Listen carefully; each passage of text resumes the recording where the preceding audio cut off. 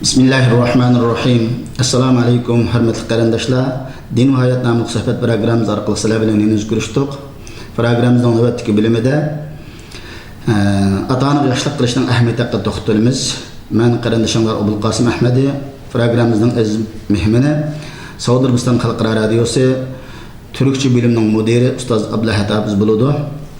Abdullah Tabiz şu cemiyetimizde ota-onalık yaxshilik qilishga nurg'unlagan qarindoshlardan sil qaravatqanlikni ko'ryapmiz. Buning ham islomdagi ahamiyati haqida, buning fazilatlari haqida shuni bir do'stlarga tunishtirib bersak, avval so'zda ota-onaga yaxshilik qilishning ahamiyatidan boshlagan bo'lsak, mana marhamat. Rahmat. Bismillahirrahmanirrahim. Elhamdülillahi Rabbil alemin. Ve salatu ve selamu ala seyyidina Muhammedin ve ala alihi ve ashabihi ecmain. Ata-onaga yaxshilik qilish masalasi haqiqatan dinimizde muhim ve bizdeki bularni yoshlarda ko'rilayotgan bir nachar axloq desak endi ata-onaga yaxshilik qilishga ahamiyat bermaslik. Onun için ata-onaga yaxshilik qilishdan so'zlashdan avval ata-onamizningki bizga qilgan fidokorliklari. Yani bala yaratılışga, şu ananınki koskoda yaratılışga başlagandan tatip bu ata-onanınki, bulutmu ananınki kıyınçılıkları, fidokorliklari başlaydı. Bu balanınki uruk şu rahmiga tushgan vaqtida bu mikroskopda nati tas ko'g'li bo'lgan bir kichik narsa. Şu hamda şu ananın rahmini yep çoğ olgan gap. Bu Resulullah bizge anlatıdı, 40 gün kan boludu, 40 günden keyin go'sht aylanadi, yine 40 günden keyin ustixon so'nggi aylanadi, ondan keyin onunga go'sht paydo bo'ladi. Kur'an'da bu merhalene basqıçını anlatıdı. Bu meselede bala şu kanga aylanish, go'shtga aylanish, hamma da ananın ki bedendeki kuvvetlerini elip şunu yap, şunu olan çoğalap şunu oldu. Ondan keyin ilmi ölümalıdaydı, şu nimege bağa vaqtida ustixon bo'lgan vaqtida go'sht so'nggi aylanadigan vaqtida ananing bedendagi quvvat yetmaydi deydi. Yetmagandan keyin shu ananingki shu ustixonning so'ngining ichidagi iliklarni oladi ekan bola. Iliklarni sug'urib elib, shuning bilan anakin ustixon so'ng bo'ldi. Shundoq undan keyin hamda ananingki bala türelgenden keyin ananınki mücazida, ananın bedeninde özgürlüş oldu, xalgan tamakını yemeydi. Bala yoğunluğundan keyin ananın tatqan japası texini şuqtur üst boldu. Tuğutqı kelsak, onu da boğulup, onu da qiyin ahvalda. Bu ahvalın hammasidan bala bexabar. Ondan xabari yo'q. Dadasını, anasını bakış için, bala doğulgandan keyin balını bakış için işleydi o. Ata-ananın bala doğulgan günden başlap ata-ananın hayatını bala idare kılıtkan bulap kaldı. O bala okumasa okulamaydı. O yığılsa onu yığısını pas kılmay çare yok. Ya bir ağırıp kalkan iş olsa, bir iş kalkan olsa ata-ana qanchalik japalarını tatıp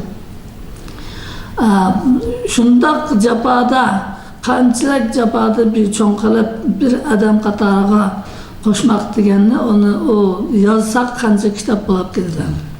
Shundaq japolada endi balaning xabari yo'q. Bu bala cho'ng'igan vaqtida shunchalik fidokorlikni qilgan, shundoq jafo mushaqqatni cho'ng qilgan ota-onasini yaxshilik qilish emas, ba'zi chog'da yomonlik qiladi. Ko'zga urmaydi. Gapiga itoat qilmaydi. Bu bala tug'ilgandan keyin bir shu balaninki anasi bilan dadasidan g'ami, balasini bir yaramli odam qilish uchun ko'rsatmagan tirikchiliklar qolmaydi. Yani shuni o'qitish yo'lidagi jafolarni. Qanday qilsam balam bir yaxshi bo'lsa, yaxshi odam bo'lsa, hayoti yaxshi o'tgan bo'lsa deb shuning g'amida kecha kunduz shuni ishlayotgan gap. O'qitaman, uni qilman, buni qilman deb. Shunga Alloh taolo bu balani shu o'zi bir xabar ko'rmay qolgan chog'da qilgan yaxshiliklarini ko'z oldiga kelib, ota-onaga yaxshilik qilishga buyurib, ota-onaga yaxshilik qilishni o'ziga ibodat qilish bilan, o'ziga Allohga iymon keltirish bilan birga kelib Qur'oni Karimda choplab kelgan. Endi ba'zi ota-onalarimiz ham qiyib qolgan vaqtida balaga onu beqish ig'ir kelib qoldi. Kelinlar alini ya anangga tu ya manga tu deb qisqa ishlar oldu. O bal atanı beqishga nima qilmay ba'zi olib qo'ydigan, ba'zi nima qildigan ishlar yuz berdi. Halbuki ota-onaninki shu uyda bo'g'ini cho'ng ne'mat. Aşu qerib ketgan ota-onani beqish orqali Alloh taolo o uyga barakat berdi. O uyga rizq berdi. Rasululloh hal tunsaruna va turzaquna illa bi du'afaikum deydi. Sizlar faqat zaif, aciz kishilaringlar orqali sizlarga rizq berilisizlar, yordam qilinisizlar deydi. Aşu ota-onasini xor ko'rmay, ota-onasini zirkib qolmay, ashuningki qerib qolgan ota-onasini baqsa, o balaninki qilgan ishiga barakat, rizqiga barakat, uyning ichiga barakat bo'ladi, jiq ishlari oson bo'ladi. Alloh taolo shu ota-onaning fazilatidan o ishlarni osonlashtirib berdi. Bu ota-onaga yaxshilik qilishmi? Yani bakalıkka ketadigan iş emas. Allah Teala onun burun tartkan cefasının bedelini öteyemeyimiz endi. Ama lakin yeni kılgan yaxşılıklarını mustaqbalda aldığımızda Allah Teala onun mükafatını hassilab berdi. Son bazı alimlerden mesela sorup kelgende men yaxshi bir ticaret şirk izleydim desese bir ilmanın qavasiyeti varken sana birinci vasiyetim biri senin ticaret şerik bulduğun, hayat şerikin bulduğun adamlar biri şu Allah'ın korkudan takva olsun. Yani biri şu ata-anaga, yaxşılık kılgan adamla şerik bulvarsan boldu yetti. Ata-anaga şerik bulvagan, ata-ananın yaxşısından kılgan adamın ki onun bereketi gep ketmek doğru gelmedi ki yani onun ki dünyalık hem işler bereketli olur diken. Yani şu yaxşılıkның ki fazileti cıklarımız sözdeyimiz, bölümümüz deyimiz. Yani insançılık bu yaxşılıkның faziletlerini insançılık zihnimizden kaçadı iken, üzümüzge ve qarindaşlarımızga texama aniq bo'lish uchun shu yaxshilikning fazilati haqida bir tushuntirib o'tgan bo'lsa. Ota-onaga yaxshilik qilish oldi bilan farz. Allohning amri. Farz ibodat Alloh taologa eng yaxshi ko'riladigan, savobi eng yuqori bo'lgan ibodat hammamizga ma'lum. Allah Teala Kur'an'da ve abudullaha ve la tuşriku bihi şey'en ve bil valideyni ihsana. Yani Allah'a ibadet kılınlar, Allah Teala'ya hiç nersini şirk keltirmenglar, akıdırlar, ata-onaga yaxshilik kılınlar deydi. Yani ata-onaga yaxshilik kılışının ki fazileti, Allah Teala'ya hiç nersini şirk keltirmey ibadet kılgan tavhid bilen birge. Şunda derecede. Yine وَقَدَى رَبُّكَ أَلَّا تَعْبُدُوا إِلَّا إِيَّهُ وَبِالْوَالِدَيْنِ إِحْسَانًا. Allah Teala sizge Allah'a hiç nersini şirk keltirmegen halatta fakat Allah'a ibadet kılışınlığı buyurdu ve ata-onaga yaxshilik qilishga buyurdu dedi. Allah Teala onun buyruğu, Allah'ın emri.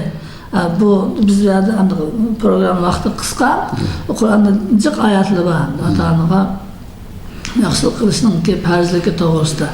Bu bizninki oldi bilan bizninki borchimiz. İkinciden bu Allah Teala'nınki en yaxshi ko'radigan ulug' ibodat. Yine Resulullah sallallahu aleyhi ve sellem'ge bir sahabe kelib, ya Resulullah en yaxshi Allah Teala en yaxshi ko'radigan ahabbul a'mal ilallah qaysi Allah degan vaqtida as-salatu ala vaqtiha.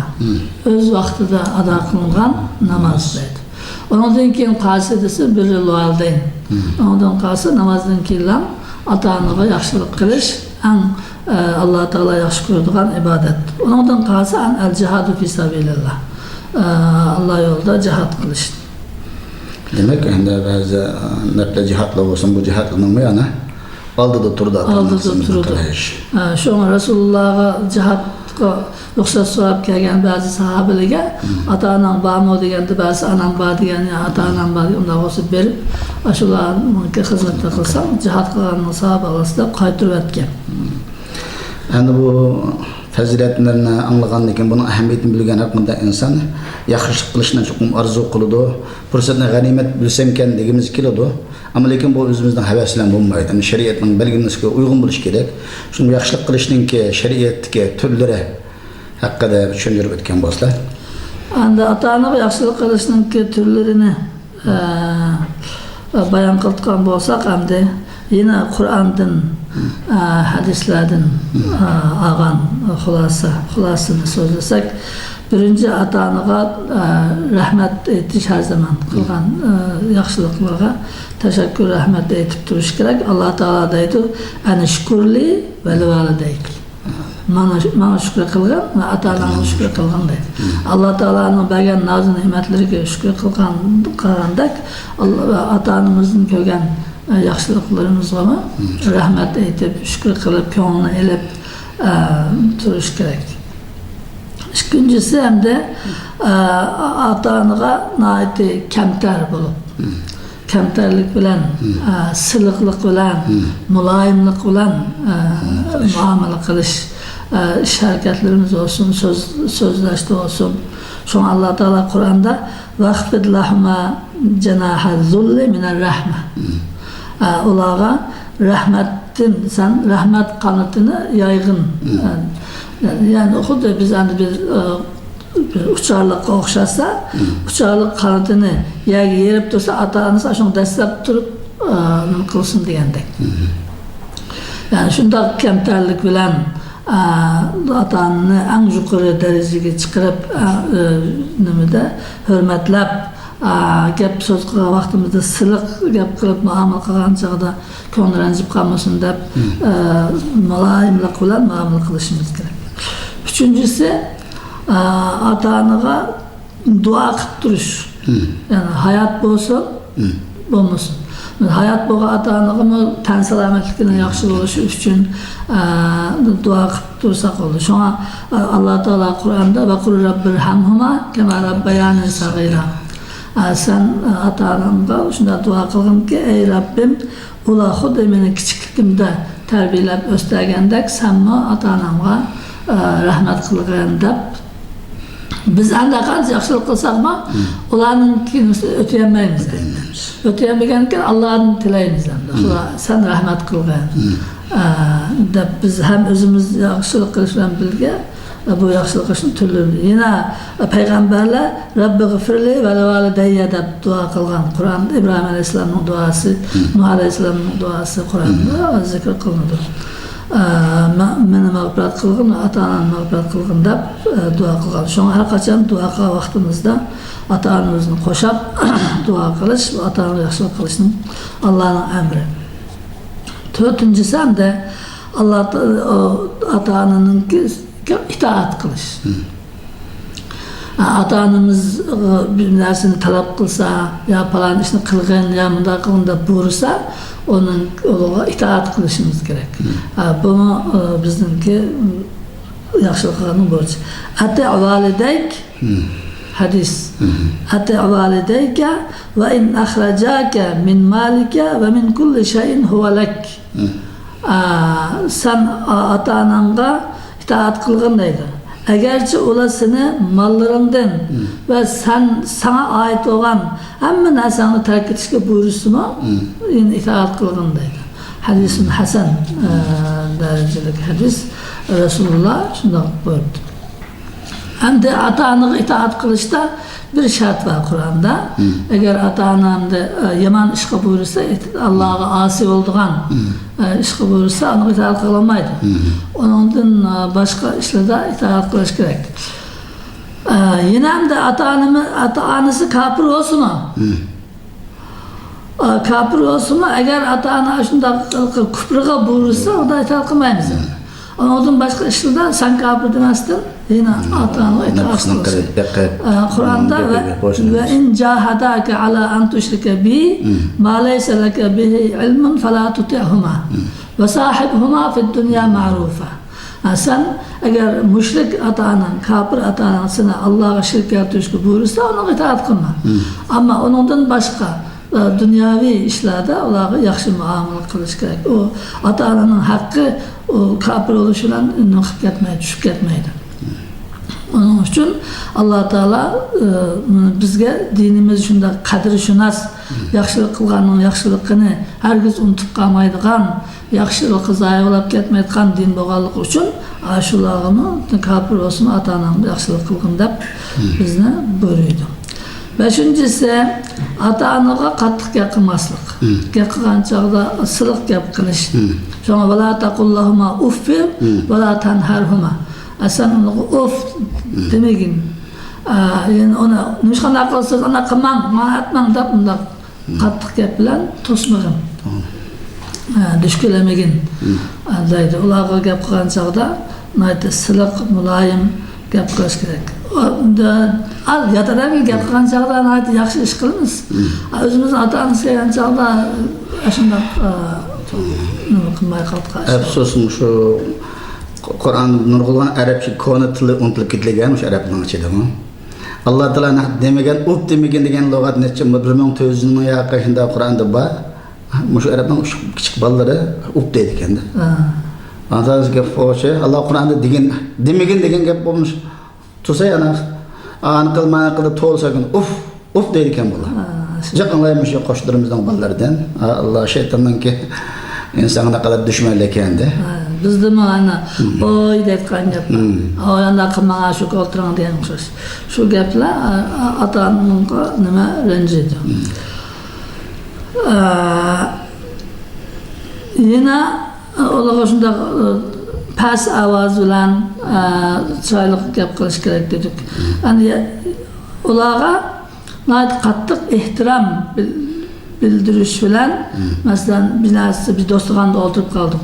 Yemek içmekte. Olsun ya ki bir yere bölüp kaldık. Yani yolda manamız ya bir ölüklerimiz muamele işlerde aldı bilen ulağını. Teklif kılış gerek. Yemek içmekte ata-ana kol salması da başlaması lazım. Evvel ata-anaga Evvel ata-anaga bir iş gerek. Onun için anlıkın özü bir yerde manga vaxtda da ata-anam mümkün kadar akıstın. Ölüm alı depti. Kündüzü mangsan akıstın mı? Keçisi mangsan aldırdı mı? Çünkü bir hatar bir işe kalsa o saklap kalsın, hatar aldırılan sana gelsin. Diyenge okşarsın. Nöbetine o aldırılan oluğu bir iş gerek. 8. semde ata-anaga salam verip duruş gerek. Mesela talan kirgen vaktimizde, kirgende ata-anamızga assalamu alaikum dep salam verip, ahvalını sorap, ertegene ornumuzun turup işkıçıkta çağdama oluğu salam verip, halını sorap. Bizde yok bundan adet. Ata-anamın koluğu suyuş, beşiği suyuş, bu Türklerde bağ koluğu suyutkan adet. Bu Arap yılda beşiği suydu. Bu mu naydı yaxşı adet, yaxşı ahlak. Bulanı ügensek, ata-anamızın ki koluğu beşiği suyup kılış gerek. Oğluğu boğan üzümüzdeki muhabbetimizden, kuyunigelikimizin izhar kılışı olurken de mi? Kemterlikimizden olmaz. Ondan kendi mesela ata-analığını yolda uçurap kaldı ya ki taların binası kötürep kızı derhal koldu kinasını eliş gerek. Onu yerde koyuşunu kütüp tutmayı. Bağa koyuşu götürüp. Hem de aksından yine hem de olanın ki bolap mı anıga. Allah'a da kömür bölüş lazım. Bunundan da Allah Teala Kur'an'da "Vesaynel insan bi valideyhi hamalatu ummuhu vehnen ala vehnin ve fisaluhu fi amen." Anda anıga, ata-anıga yaxşılık kılışını biz buyurduk dep bulap Allah Teala ananınki kandak kıyınçılık bilen o balını kosap götürüp kandak tuqqanlıkını bayan kıldı. Bir yerde hani cık fizik yapılar var ama vaktimiz yetmeydi. Tövenge öteylik. Onda oğanım şu ata-anaga vafat bolgandan keyin kanda jıkla ayat bolsa yukarı kadar işini bildiğim türlerini. Jıkla men yaxşılık kılay depdim ata-anamga, lekin afsusan ata-anam ölüp ketdi deydi. Bu ölüp ketkendan keyin yaxşılık kılışının yolları barmı? Bu axir bir şöyle. Albatta ata-ana ölüp ketkendan keyin ular yaxşılık kılış tugap kalmaydı. Ular yaxşılık kılış ba, ona Resulullah'dan bir sahabe kelip şunda sorgan. Yani ata-anam ölüp kaldı, ondan keyin bana bir kılışık tegişlik ata-anamga yaxşılık kılış var mı degende Resulullah şunda degen. Naam ba, as-salatu aleyhima. Ulağa Allah'ın rahmetini tileş. Ona Kur'an-ı Kerim'de dua kılış mı dedik. Allah Teala'nın rahmetini tileş. Ya ki mesela bir sadaka verip sadakanın sevabını olarak ataş. Hac kılıp hacın sevabını ataş. Namaz okup, nafile namaz okup sevabını ataş. Bu hemiz as-salatu aleyhima kirden. Ata-anaga ölüp ketkenlik. Vel istiğfaru lahuma. Ularga istiğfar edip, ularning günahını tilab Allah Teala'nın. Ularning cennetke kirişini tilab, rahmet tilaş.